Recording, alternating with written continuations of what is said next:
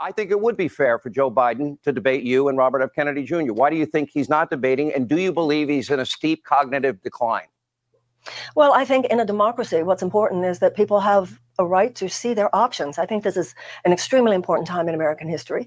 And anyone who feels moved to run for president should have their say. And the voters should hear what they have to say. They should hear their agenda. And the voters should decide who they want to be president. Okay, how about part two of my question? Do you believe he's in a major cognitive decline? It's Hannity, after all. Not somebody who is testing his brain. I think every American citizen Marianne, has to when you look at watch the president him, and listen to the president. Does he seem like somebody that has the strength and stamina and is articulate to be president? You know, I wouldn't be running if I didn't think that I was a better candidate. I think I have the energy, and certainly I have the ideas that are better. You got to answer my question. I'm not going to come on Fox News and talk to you, Sean. I'm not going to. I think every American can decide for themselves. But if you believe it, you would tell us, would you?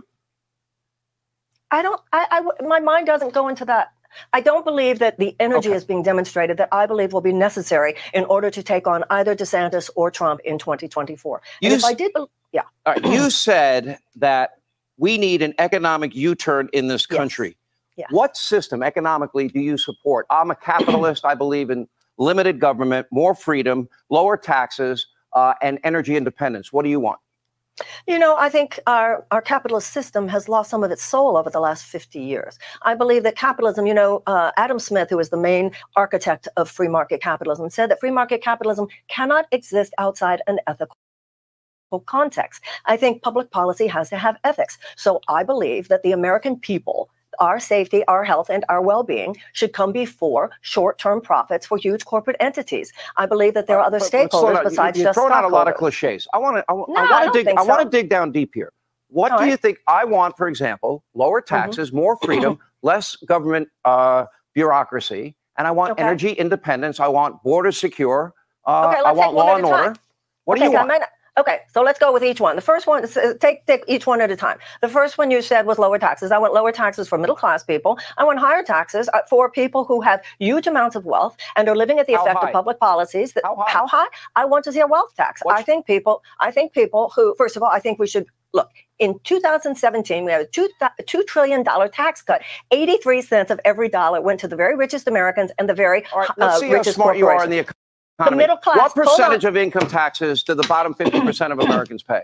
What percent? It's not about I'm not going to talk to you about the bottom middle class, the bottom half. I'm going to talk to you about the upper class, the 1%. So you asked me what I want to see. I want to see 50 million or more. I think people should pay an extra 2% in taxes. Wouldn't affect their day. And if someone has $1 billion, they should pay an extra 1%. So you want to each American based on their need, from each American according to their ability. I'm asking. I think that we should have fair taxation. Is that a statement that you agree with? I'm asking. Well, as a concept, but once again, that we should talk about what's real in this country. That's Karl Marx's words, not mine. Well, thank God I didn't say yes, because then you'd be calling me a Marxist. You kind of did, but Sean. Well, no, I didn't. Look, Sean. Look, I didn't. Let me ask you. You didn't trap me there. Would you support me in this? Do you support energy independence? And we ought not be importing oil from countries that hate us and countries like Venezuela. Would you support me on that? I think that I would support you that we should not be getting oil or selling arms, by the way, to countries that hate us. But I also want to see a habitable planet in 100 years. I want to see massive investments in green energy. I want to see a just transition from a dirty economy to a clean economy. How much money? We're now spending over $50 billion. Every government agency is spending something on the climate alarmist religious cult. How many billions of dollars do you want to invest in it? Give me a number. Listen, we have $858 billion right now in our military expenditure every year, and they are the largest institutional emitter of greenhouse gases. And the Congressional Budget Office, hardly a liberal organization, says that we could take out $1 trillion of that over the next decade and cut greenhouse gases. But natural gas is a clean-burning fossil fuel. All right, I got to ask you about some of the weird stuff you've said. Okay. Okay, you have said your body is merely your space station, from whence you beam your love to the universe. Don't just relate to the station, relate to the beams. You said everyone feels on some level like an alien in this world because we are. We come from another realm of consciousness and long from home. What the hell does that mean? I'm surprised to hear you say that, because I would think that you would recognize that as a very traditional religious and spiritual perspective, that we are spirits, that God created us as spirits. And that is what we are. And we are here to love one another. And we don't feel deeply at home on a spiritual level on this planet because this world is not based on love the way it should be. I think those words are all right. That's a fair answer. I'm a Christian. I believe in God the Father, that God created every man, woman, and child on this earth. I believe in Jesus Christ, his son, that died and resurrected.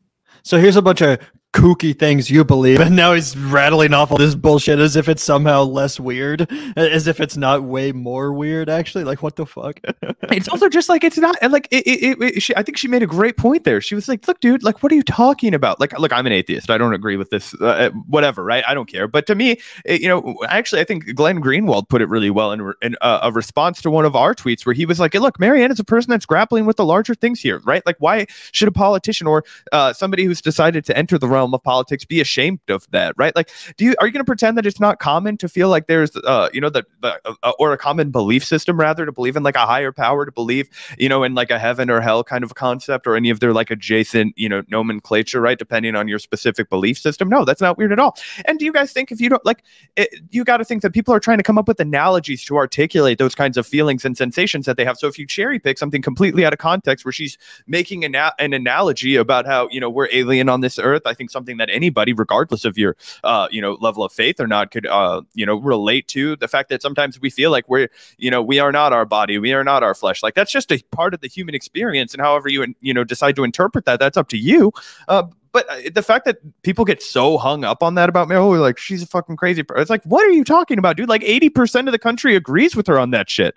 Like, yeah. And again, it's universal elements of the human experience that she's trying to articulate and that she's been trying to grapple with. And she does it through spirituality. And that might not be her jam, but it's not like she's forcing it down anybody's throat. They always ask her about it. And the other thing that was always fucking irritating about Sean Hannity is she's giving him a lot of good answers. And of course, every time she starts to give a good answer, he interrupts her and asks her something different, right? Did you notice how he keep interrupting her and asking her a different question? That's because he knew his audience would have been too receptive to that. It's like, no, I support tax cuts for middle and working class people. I just want to raise the taxes on the bill. Oh, okay, well, let's talk about this. And then he tries to shoehorn her into, like, he tells her she's speaking in cliches and then brings up a random ass Karl Marx quote out of context with no regard to anything. I'm a capitalist, but are you a Marxist? This is the most like cheap, lowbrow, corporate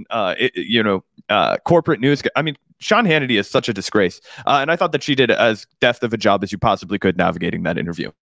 Yeah. And just a reminder, every single US president we've ever had identified as a Christian. Every single fucking one of them. So to act like Marianne Williamson believing in the concept of spirits or souls is somehow out of the box. Are you fucking kidding me? That's in the box. That's the same thing that every other fucking president has ever believed in. But because she doesn't technically identify the same exact brand of spirituality as Sean Hannity and Barack Obama and George Bush and Joe Biden, because of her brand of spirituality is a little bit different. Somehow the way she phrases the stuff is kooky and crazy. And again, Zach and I we're both atheists. I don't necessarily believe in the concept of souls or spirits, but it's certainly not something that disqualifies you from becoming president, when you could say the same thing about every other person to ever fill that role. Either way, you might be pleasantly surprised to see that the comment section on this Fox News video that was uploaded by some lefty channel, this is a Fox News clip uploaded to the Fox News channel. I think you might be shocked to see how positively they've been receiving Marianne Williamson. I could not find a single negative comment on this video. You guys are feel free to go over to their channel and check it out and try to find one. But I went through a lot of the comments on here and could not find a single negative one. A lot of people calling out Sean Hannity for conducting this interview in such a disrespectful way. They say Hannity was so disrespectful towards this intelligent and kind candidate. Shame on him. This one says Sean isn't being a good interviewer. He's just trying to make her look stupid, and he failed, which I totally agree with.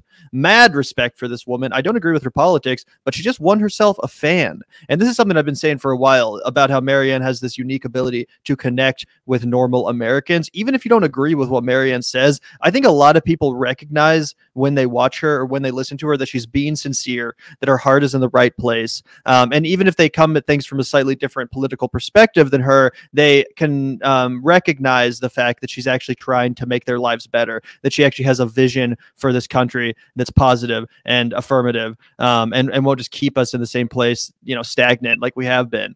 So I think that's a real underrated aspect of Marianne's personality and her communicative abilities, and the fact that there's so many positive comments under this Fox News video. People just heaping praise on her.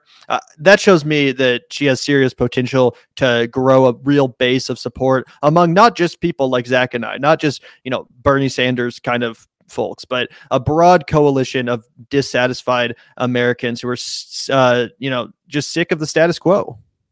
Yeah, absolutely. And obviously, I mean, look, I don't think you can necessarily tune into Fox News and then be surprised that there was some shoddy media techniques employed against you. Like, of course, that's what they're going to do. Everything is framed specifically to make you look dumb if you go on there. That's why I thought that Marianne Williamson did a great job, because she made him look like he was setting her up for failure, and she was being completely genuine in good faith. She didn't go in there being the closest she came was she said, no, I'm not going to go and criticize Joe Biden sitting here on Fox News and say that he's like crazy, so you can use that soundbite, which is honestly good on her for pointing that out and being like, look, dude, like I'm running against this guy, but I'm not going to fucking let you guys make a mockery of me, which is exactly what you're trying to do.